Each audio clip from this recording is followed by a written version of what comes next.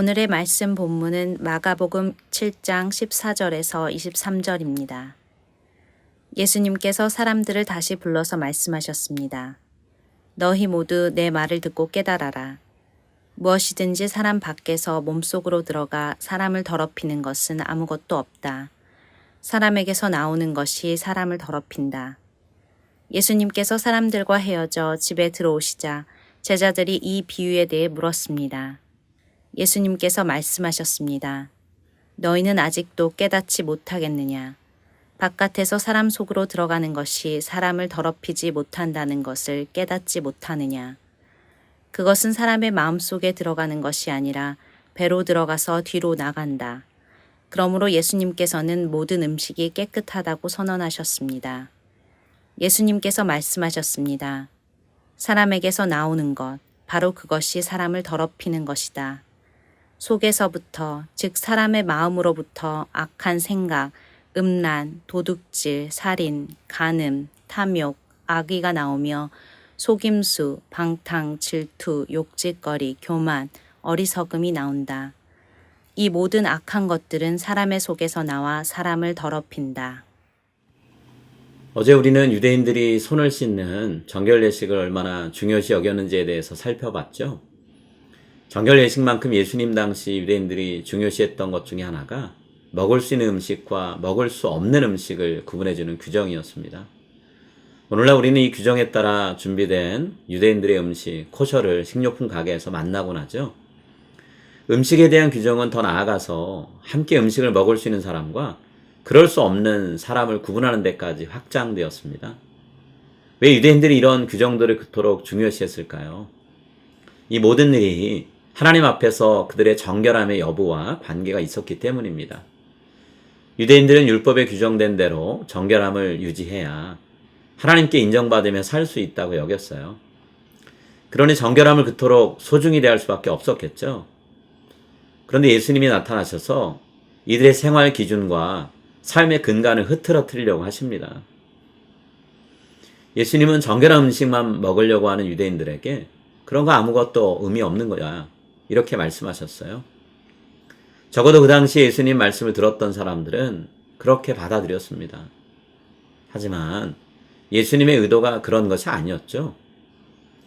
예수님이 실제로 하신 말씀이 어떤 내용이었는지 한번 우리 살펴볼까요? 우선 예수님은 입을 통해 몸 안으로 들어가는 음식은 사람을 부정하게 만들 수 없다라고 선언하셨습니다. 둘째, 어떤 종류의 음식이든 다 입으로 들어가서 반대쪽 끝으로 나올 뿐이라고 말씀하셨어요. 셋째로, 그렇기 때문에 모든 음식은 깨끗하다라고 설명하셨습니다. 이 말을 통해 예수님이 전하려고 하셨던 메시지는 무엇이었을까요? 정결함과 부정함을 구분할 필요가 없다, 이렇게 말씀하신 건가요? 아니죠. 예수님은 정결함이 중요하지 않다라고 말씀하지 않으셨어요. 오히려 예수님은 보다 더 깊고 더 철저한 차원에서 정결함이 무엇인지를 정의하셨습니다. 예수님은 외적인 정결함을 넘어서 내적인 정결함도 유지해라 라고 말씀하고 계시는 거죠. 예수님은 아무리 우리가 손을 깨끗이 씻고 음식을 가려 먹어도 내면이 더러우면 하나님 앞에서 온전히 정결한 삶을 사는 것이 아니다 라고 지적하고 계세요. 사람을 더럽히는 것은 그 사람 안에서 나오는 것이다. 이 말씀을 하시고 나서 예수님은 그분이 염두에 두고 있는 우리 인간의 슬프고 추악한 모습들, 다시 말해 성적인 부도덕, 도둑질, 살인, 탐욕, 시기 같은 것들을 열거하십니다. 예수님은 사람들이 제멋대로 살도록 정결한 삶에 대해서 규칙 하나하나를 제거하려고 하셨던 게 아니에요. 오히려 겉으로 보기에 정결해 보이지만 사람의 속 안에 담겨있는 수많은 죄악들을 일일이 끄집어내서 회개하라라고 촉구하고 계시는 거예요. 예수님은 정결함을 알리는 표지판을 새롭게 하셨습니다. 그리고 진정으로 정결한 삶의 모습이 어떠해야 하는지를 말씀하고 계세요. 우리 모두 하나님 앞에서 거룩한 삶을 살기로 약속했습니다. 그런데 그 약속을 절반만 지키고 있지는 않나요? 남들이 보기에는 문제가 없는 혹은 괜찮은 삶을 살면서 우리 자신이 마치 거룩한 신앙인이 된 것처럼 착각할 수 있습니다. 하지만 하나님은 우리 안에 여전히 떠나지 않고 남아있는 죄의 찌꺼기들을 제거하라 라고 말씀하세요. 우리에게 그 일이 이루어 주시려고 예수님이 이 땅에 오셨죠. 그리고 성령님을 우리에게 보내주셨습니다. 그래서 우리들이 정결한 삶의 길을 걸어갈 수 있게 해주세요. 우리 모두 자신의 겉모습은 물론이고 내면까지도 하나님의 말씀으로 아름답게 가꿀 수 있기를 바랍니다. 또 저와 여러분 안에 성령님이 맺으시는 열매가 풍성하게 맺히기를 간절히 소망합니다.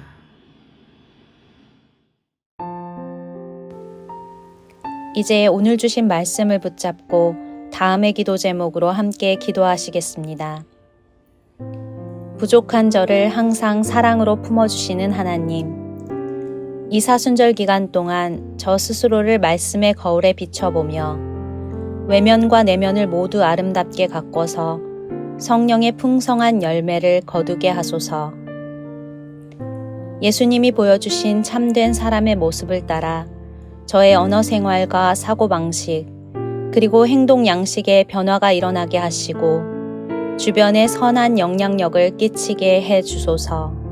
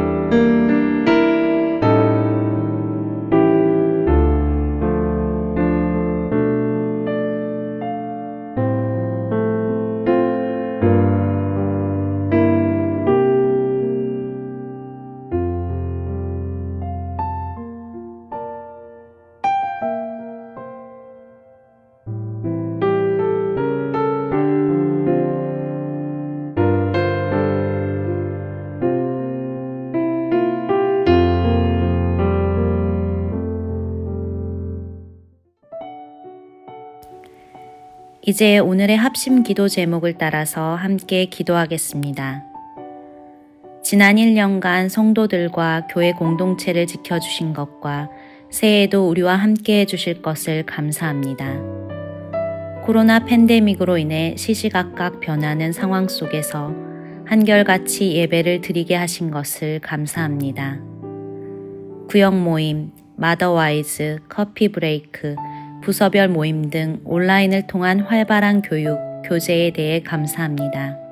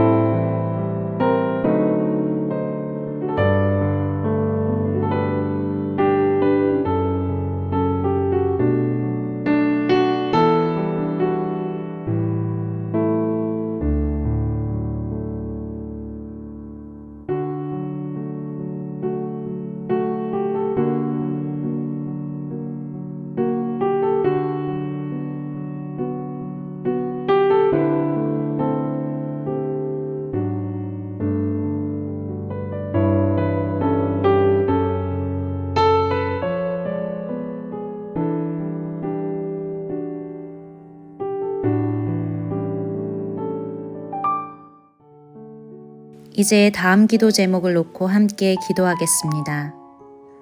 코로나에 감염된 성도님 가정을 회복시켜 주시고 일상생활로 안전하게 복귀하게 하소서. 백신 투여가 더욱더 활발하게 이루어지고 그 효과가 사회 전체의 안전으로 이어지게 하소서. 우리 교회가 지난 한 해처럼 계속해서 예배, 교육, 선교, 봉사, 교제에 더욱더 힘을 쏟게 하소서.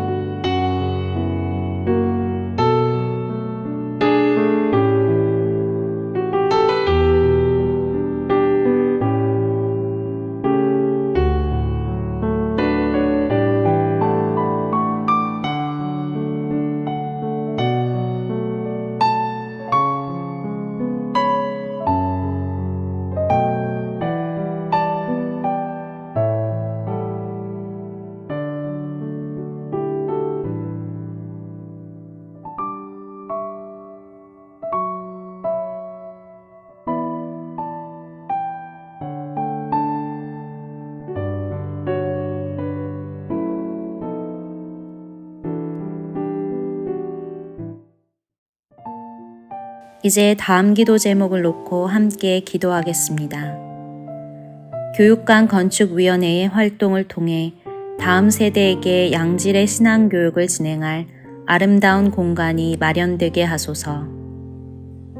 50주년 기념 50일 기도회를 통해 개개의 성도님들과 각 가정 그리고 온 교회가 영적으로 새로워지게 하소서.